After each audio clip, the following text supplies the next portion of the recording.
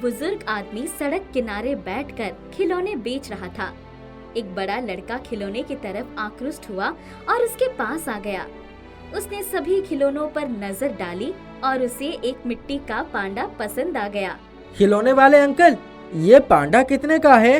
बेटा, ये 5 का है, ले लो, मगर वापस मत करना। मैं लेना चाहता हूँ, लेकिन मेरे पास सिर्फ 4 रुपए हैं। आप ऐसा क्यों कह रहे हैं कि मैं इसे वापस मत करूँ? ऐसी बात है कि कई लोगों ने इसे खरीदा और बाद में लाकर मुझे लौटा दिया। खरीदते समय उन्हें बहुत पसंद आया, लेकिन बाद में ना जाने क्या बात हो गई, उन्होंने इसे अपने पास रखना उचित नहीं समझा। अगर आप 4 रुपए में मुझे दे दें तो मैं वापस नहीं लौटाऊंगा। ये बड़ा प्यारा है। सचमुच का पांडा पालना तो अच्छी बात नहीं है, ये खिलौना है, इसीलिए तो अपने पास रख सकता हूँ। बेटा, सचमुच का पांडा पालना अच्छी बात क्यों नहीं है? दरअसल किसी भी जानवर या पंछी को पालकर कैद में रखना उसकी आज़ादी छीनना होता है। ये सारे प्यारे जानवर और पंछी उन्मुक्त जीवन जीने के लिए सदैव इच्छुक रहते हैं। इन्हें कैद करना अच्छी बात नहीं है। खिलौने वाला लड़के को देखता ही रह गया। उससे बच्चे की बात बहुत अच्छी लगी और 4 रुपए लेकर खिलौना उसने लड़के के हाथ में थमा दिया। बेटा, तुम्हारा नाम क्या है? चाचा, मेरा नाम सिद्धार्थ है। इतना कहकर सिद्धार्थ ने बड़े प्यार से पांडा को देखा और उसे लेकर वहाँ से झूमते हुए चल पड़ा। पर घर पहुँचते ही उसने पांडा को नीचे रखा और उससे बातें करने लगा। पांडा राजा, आज से हम तुम दोस्त हैं। मैं तुम्हारा नाम हीरा रखता हूँ। मेरे कोई भाई बहन नहीं है, मुझसे कोई दोस्ती भी नहीं करता, इसीलिए मुझे तुम्हारे जैसे एक दोस्त की तलाश थी, सो तुम मिल गए। तुम्हें पाकर मैं बहुत खुश हूँ। इतना कहकर सिद्धार्थ घर के अंदर चला गया और कुछ क्षणों के बाद बाहर निकला तो उसे पांडा हीरा दिखाई नहीं पड़ा। वो परेशान हो गया, चारों तरफ देखने लगा। हे भगवान, मेरे दरवाजे पर से मेरा पांडा कहाँ चला गया? किसने चुरा लिया? हीरा, कहाँ चला गया तू? सिद्धार्थ पास में जाकर पेड़ों के आसपास देखने लगा। सोचने लगा आखिर हीरा को चुराने वाला चोर कहाँ चला गया। वो एक लीची के पेड़ के नीचे पहुंचा तो कुछ लीची के फल नीचे गिर गए। उसने जब लीची के पेड़ के ऊपर नजर डाली तो उसका मुंह खुला का खुला ही रह गया। एक हूबहू असली पांडा लीची के पेड़ पर चढ़कर मजे से लीची खा रहा था। सिद्धार्थ को वो दृश्य देखकर अत्यधिक आश्चर्य हुआ। उसे विश्वास नहीं हुआ। अरे, ये तो कोई सचमुच का पांडा है। मेरा हीरा पांडा तो चोरी हो गया है।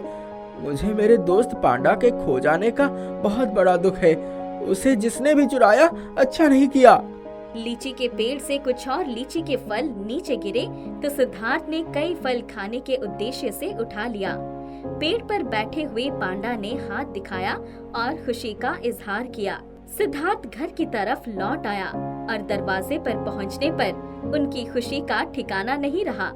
उनका हीरा पांडा वही मिला। अरे, मेरा दोस्त हीरा मिल गया। ऐसा लगता है इसे चुराने वाले को अपनी करनी पर अफसोस हुआ और उसने इसे लाकर यहाँ रख दिया। चलो हीरा, अब तुम्हें घर के अंदर रख देता हूँ, वहाँ कोई खतरा नहीं होगा। सिद्धार्थ ने अंदर एक सुरक्षित जगह पर हीरा पांडा को रख दिया। उसने माँ से उस हीरा पांडा के चोरी के बारे में जिक्र भी किया। माँ, मेरा हीरा चोरी हो गया था, लेकिन फिर से मिल गया। जिसने इसे उठाया था वही रख कर चला गया। अब मैं इसे घर के बाहर नहीं जाने दूंगा। ठीक है बेटा, इस मिट्टी के पांडा ने तुझ पर जादू कर दिया है। जब से इसे लेकर आया है तब से इसका ही ध्यान रख रहा है। माँ, ये मिट्टी का जरूर है, लेकिन बड़ा ही प्यारा है। अरे, उस बोरे में इतनी सारी लीची किसने डाल दी? वो बोरा तो खाली था ना? मुझे नहीं पता, मैं भला कहाँ से लाती। मैं तो पेड़ पर चढ़ भी नहीं पाती। तेरा दोस्त वीरू देकर गया होगा। माँ, वीरू देता तो 10 या 20 देता, बोरे में भरकर कैसे दे दिया? माँ, इतनी लीची के तो बहुत दाम मिलेंगे। हाँ बेटा, इतनी तो हम पूरे महीने में नहीं खा पाएंगे। थोड़ी सी रखकर बाकी बेच देंगे, कुछ पैसे आ जाएंगे। तू एक काम कर, इसे बाजार में बिकवा दे। मेरे लिए दवाई भी लेते आना। तेरे पास 4 रुपए हैं, उसमें से 2 ठेले वाले को दे देना तो वो इसे बाजार में पहुंचा देगा। माँ, उन्हें तो मैंने खिलौने वाले को दे दिया और उसके बदले में हीरा को ले आया। बेटा, घर की कबाड़ी बेचकर तूने 4 रुपए पाए थे और उसका खिलौना ले लिया। घर का हाल तो तू जानता ही है ना, हमारी कोई अच्छी कमाई तो है नहीं, किसी तरह जिंदगी गुजार रहे हैं। माँ, चिंता मत करो, सब ठीक हो जाएगा। मैं कमाऊंगा, हर मुश्किल को दूर भगाऊंगा। सिद्धार्थ लीची के बोरे के पास गया और उसने उसे हटाया तो उसके नीचे 4 रुपए पड़े थे। माँ, ये देखो, 4 रुपए मिले। अरे, ये कहाँ से आ गए? मेरी समझ में कुछ नहीं आ रहा है। तू लीची का बोरा लेकर जा और इसे बेचकर जल्दी आना। सिद्धार्थ लीची का बोरा ठेले पर रखवाकर बाजार में ले गया और उसे उसके बड़े अच्छे दाम मिले।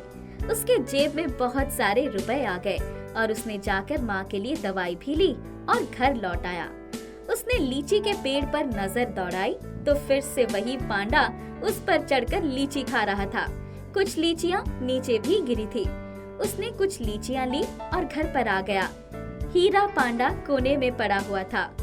सिद्धार्थ ने माँ को रुपए और दवाई दे दी। बेटा, तेरी तबीयत तो ठीक हो गई है। मैंने इसके पहले बहुत दवाई खाई लेकिन कुछ फर्क नहीं पड़ा। आज बिना दवाई के ही मैं ठीक हो गई। इस मिट्टी के पांडा के आने से हमारे घर में बरकत आ गई है। माँ, सही कह रही हो। दूसरे दिन फिर से सिद्धार्थ और माँ ने वही दृश्य देखा।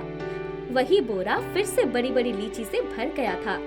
आज तो व्यापारी लीची को खरीदने के लिए रुपए लेकर उनके दरवाजे पर आ गया। आज उसी लीची की दुगनी कीमत मिली। देखिए, हमें ज्यादा से ज्यादा लीची की आवश्यकता है। हम इसे विदेश भेजेंगे। आपको तकलीफ उठाने की जरूरत नहीं है। हम आपके घर से इसे लेकर जाएंगे। सिद्धार्थ और उसकी माँ दोनों ही बड़े आश्चर्य में पड़ गए थे। लीची के आने का जादू समझ में नहीं आ रहा था। दूसरे दिन सवेरे सिद्धार्थ ने घर के बाहर बड़ा शोर सुना तो वो बाहर आ गया। उसने देखा एक जंगली हाथी गांव में तोड़-फोड़ मचा रहा है। वो सिद्धार्थ की घर की तरफ आने लगा। ऐसा लगा कि वो घर को तबाह कर देगा। इतने में अचानक वो बीच में रुक गया, जैसे उसे किसी ने रोक लिया हो। सिद्धार्थ ने देखा तो हाथी के पीछे वही लीची के पेड़ वाला पांडा खड़ा था। उसने हाथी को इशारा किया, मानो जादू कर दिया हो। हाथी चुपचाप गांव से बाहर चला गया। माँ सिद्धार्थ के पास आ गई। सिद्धार्थ बेटा, तुम्हारे जाने के पहले मैंने पांडा हीरा को अपनी जगह से हिलते हुए देखा। कुछ देर के बाद वो गायब हो गया। चलो घर में चलकर देखते हैं।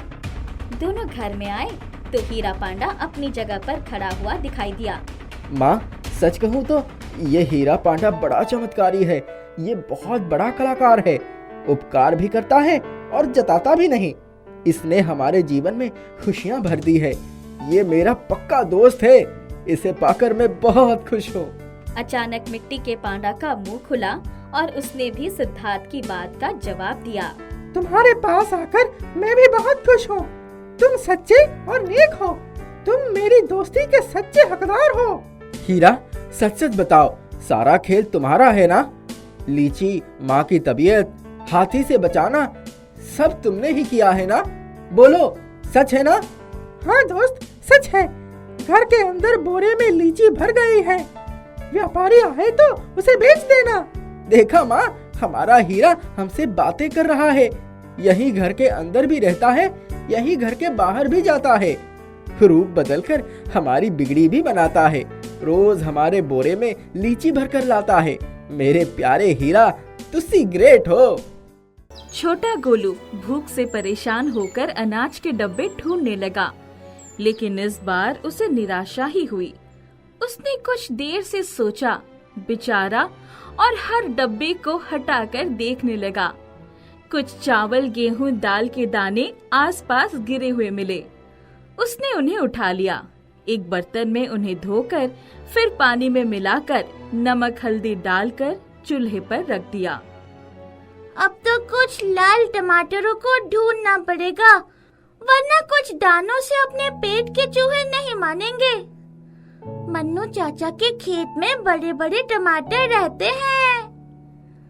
कुछ ही देर के बाद गोलू के हाथ में मन्नू चाचा के खेत के कुछ टमाटर आ गए थे। बहुत भूख लगी है, 2-4 टमाटर पेट में डाल दूं तब आगे बढ़ूं। गोलू टमाटर खा रहा था। इतने में मन्नू चाचा ने आकर उसका हाथ पकड़ लिया। क्या रे गोलुआ, चोरी करने के लिए मेरा ही खेत मिला था? इतने सारे टमाटर तोड़ लिए। आज के बाद अगर मेरे खेत के आसपास नजर भी आया तो समझ कर रखना, मार मार कर तेरा सर गंजा कर दूंगा। चाचा बहुत भूख लगी थी सो टमाटर खा लिया, मैं चोर नहीं हूँ। दूसरों की चीज बिना पूछे ले लेना चोरी नहीं तो क्या धर्म कर्म कहलाता है। तुझसे तो वो भिखारी अच्छे हैं जो चोरी नहीं करके भले मांग कर खाते हैं। बाकी के टमाटर रख दे और भाग कर जा यहाँ से। मैं तेरी गंदी सूरत देखना नहीं चाहता हूँ। गोलू अपमान का घूंट पीकर चुपचाप वहाँ से चल पड़ा। वो अपने आप को आज बहुत छोटा महसूस कर रहा था।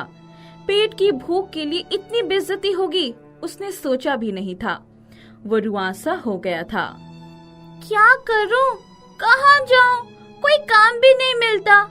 बचपन से ही दुत्कार और गालियां ही तो मिली है। कोई रिश्तेदार भी मेरी मदद करने नहीं आता। इस जिंदगी से अच्छा होता कि मैं भी माँ बाबूजी के साथ ही मर गया होता। इस जिल्लत की जिंदगी से तो मौत बहुत अच्छी है। गोलू घर पहुंचा और उसे चूल्हे पर जलने की बू आई। अरे बाप रे, जो था वो भी गया। कुछ दाने थे वो भी खाने के काम नहीं आए। बाप रे, सब के सब जल गए। उतार कर देखता हूँ कुछ तो बचा होगा। अरे हाँ, ऊपर के थोड़े दाने बच गए हैं। मेरी गलती से सब हुआ है। भूख का मारा गोलू बेचारा उन जले हुए दाने को खाने पर मजबूर हो गया। वह उस जले हुए खाने को मुंह बनाकर खाता चला। मुंह कड़वा हो गया, लेकिन पेट को थोड़ी राहत मिली है। जिंदगी में भी बड़ी कड़वाहट है, लेकिन उसका सामना तो करना ही पड़ता है। मैं इस कड़वाहट और संघर्ष का सामना करूंगा, लेकिन चोरी नहीं करूंगा, गलत कदम नहीं उठाऊंगा। देखना है जिंदगी कितनी इम्तिहान लेती है। आज उसे अपने माँ और बाबूजी की बहुत याद आ रही थी। कुछ देर बैठकर वो कुछ सोचता रहा। फिर पेट की भूख ने उसे बैठने नहीं दिया। वो अपनी झोपड़ी से बाहर निकला, जंगल की तरफ चल पड़ा। उसे कहाँ जाना था यह वो नहीं जानता था, फिर भी वो चलता चला गया। बहुत दूर चलते चलते उसे एक गुच्छेदार फलों का पेड़ दिखाई पड़ा। उसके कदम रुक गए। ऊपर वाले का शुक्र है, ये जंगल है, यहाँ के फलों का स्वाद चख ही सकता हूँ। ये कोई चोरी नहीं होगी। अरे ये तो लीची का पेड़ है। बस फिर क्या था, गोलू ने लीची के गुच्छे तोड़ लिए। कुछ लीचियाँ थी और उन्हें वो ना गिनते हुए खाने लगा। रस्सेदार लीची का मजा आने लगा। बहुत मीठा स्वाद है।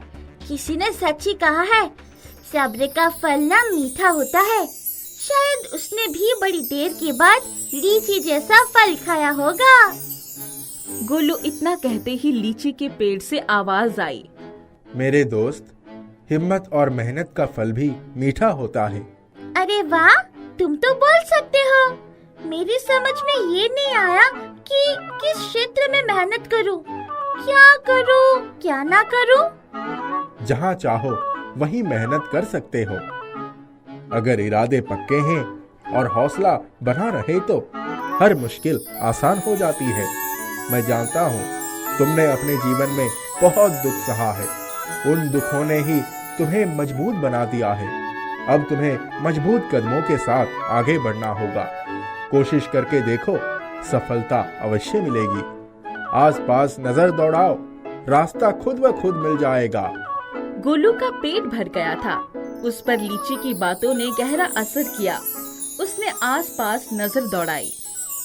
ये जगह तो बहुत अच्छी है। बहुत ही प्यारा लीची का पेड़ भी है। पास में नदी भी बह रही है। सामने खाली जमीन भी है। साग सब्जी और अनाज की खेती हो सकती है। बस एक छोटी सी कुटिया बनानी पड़ेगी। जमीन को सही करके खेत बनाना होगा। अब घर चलता हूँ और सामान लेकर 1 या 2 दिन में यही बसेरा करता हूँ। दोस्त, बहुत सही राह पर निकले हो। मंजिल की पहचान भी हो गई है। गोलू अपने दुख भूल गया।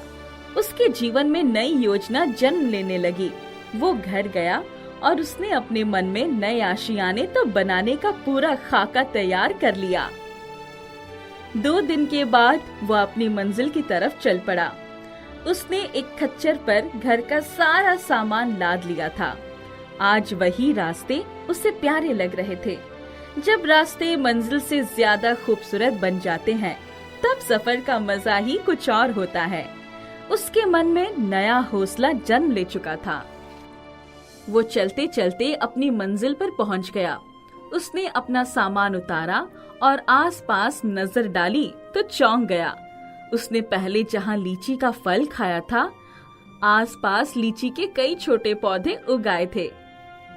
अरे, इतनी जल्दी लीची के बीज से पौधे बन गए और बड़े भी हो गए। ये कैसी लीला है मुरली वाले की। 1 2 3 4, अरे पूरे 15 पौधे हैं। हाँ, अब मुझे भी कुछ करना होगा। हिम्मत दे मर्दा तो मदद दे खुदा। अब मैं इन सभी पौधों को सम्मान की जगह पर लगा दूंगा। एक दूसरे के बीच में दूरी बनी रहेगी तो ये फलेंगे और बहुत सारे फल भी देंगे। गोलू ने बड़ी मेहनत करके लीची के सभी पौधे अलग अलग जगहों पर लगा दिए। उसने अपने रहने के लिए एक छोटी सी कुटिया भी बना दी। इसके बाद उसने मुड़कर देखा तो बड़ा लीची का पेड़ बहुत सारे फलों से लद गया था। प्यारे दोस्त, तुमने मेहनत की है तो फल अवश्य मिलेगा। मैं जमीन को सही करके खेत बनाना चाहता हूँ। चारों तरफ सिंचाई का इंतजाम करना चाहता हूँ, लेकिन मेरे पास साधन नहीं है, औजार नहीं है। मेरे दोस्त, मेरे फल किस दिन काम आएंगे?